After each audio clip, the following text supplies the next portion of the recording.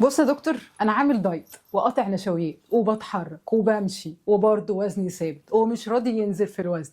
ايه الكلام؟ بص يا سيدي الناس، بص يا ست الكل، ده مش حالك ولا حالك لوحدكم، ده حال ناس كتيره بيجولي.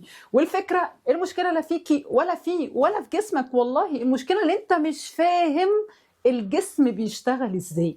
علشان كده بيبدأ يقاومك، يبدأ يعاند معاك، لان الدايت القاسي في حد ذاته ده نوع من انواع الاسترس اصلا.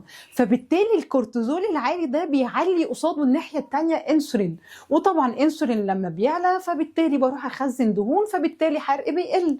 كوني كمان ان انا اخش في سايكل حرمان وبيعلي الجريلين اللي هو هرمون الجوع، فتبص ان الهرمونات كلها عندك بتبوظ بسبب ان انت اصلا داخل جوه استرس اسمه دايت.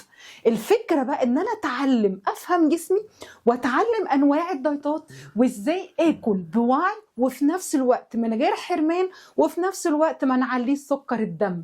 ايه ده يا دكتور، هو احنا ممكن نعمل المعادله الصعبه دي؟ ايوه، ده اللي انت ممكن تتعلمه بدوره حياتك بلا سكري، وانت كمان تقدري تتعلمي ده، تنزلي في الوزن ومن غير حرمان، وكمان نظبط سكر الدم.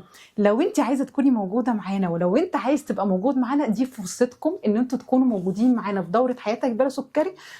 خصم استثنائي لعيله بدايه جديده في راوند 8. فحرفيا بجد حلوه قوي ان انتوا تكونوا موجودين معايا وتستغلوا الفرصه دي. لو انتوا مهتمين اكتب مهتم وفريقنا هيتواصل معاك.